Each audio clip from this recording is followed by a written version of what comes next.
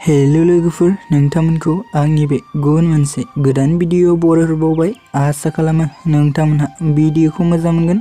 बर'नि फैनो गोनां गोबां आबुं सावथुन आरो बर' एलबाम्सफोरनि बागै मिथिबाय थानो थाखाय नोंथांमोना गिबियावनो आंनि गोदान चेनेलखौ साबस्क्राइब खालामना लाग्रोबानो जाबाय लोगोफोर, आरो खाथियावनो थानाय बेलनि आइकनखौबो अलाव प्रेस खालामना लादो लोगोफोर, जाहाथे आंनि गोदान भिडिअनि नटिफिकेशनफोरा नोंथांनियाव थाबैनो सहैनाय बायदि। एक्चुअली नोंथांमोना मिथिखाबाय जानांगौ दिनै आं मानि सायाव आपडेट लानानै फैदों। एक्चुअली लोगोफोर, दिनै आं मोनसे बर' एलबामनि सायाव आपडेट लानानै फैदों लोगोफोर। बे अफिशियेल मिउजिक भिडिअनि टाइटेलानो जाहैबाय अखा मोफ्लामनाय, आरो बे अखा मोफ्लामनाय अफिशियेल मिउजिक भिडिअखौ बि ब्रह्मा प्रडाक्शन चेनेलाव आपल'ड खालामनाय जादों लोगोफोर। स' नोंथांमोना बे भिडिअखौ दासिमहालागै नायाखै अब्ला नायनो हागोन लोगोफोर। भिडिअनि लिंकखौ डिसक्रिप्शनाव होनानै दोननाय जादों।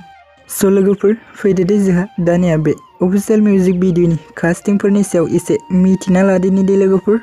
स' लोगोफोर, नोंथांमोना बे अफिशियेल मिउजिक भिडिअआव फावखौ खालामनाय नुनो मोनदों एरिन्डाम आरो हेजलाइन।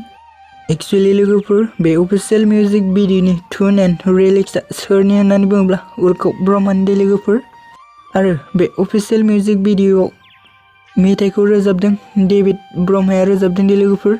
स' लोगोफोर, बे अफिशियेल मिउजिक भिडिअनि डाइरेक्शनानो जादों ललिता लोगोफोर। स' नोंथांमोना बे अफिशियेल मिउजिक भिडिअखौ दासिमहालागै नायाखै अब्ला आंनि चेनेलनि गेजेरजों नायनो हागोन। भिडिअखौ बेखिनिसिम नायनायनि थाखाय नोंथांमोननिसिम रोजा साबायखर थाबाय। गोजोन्थों।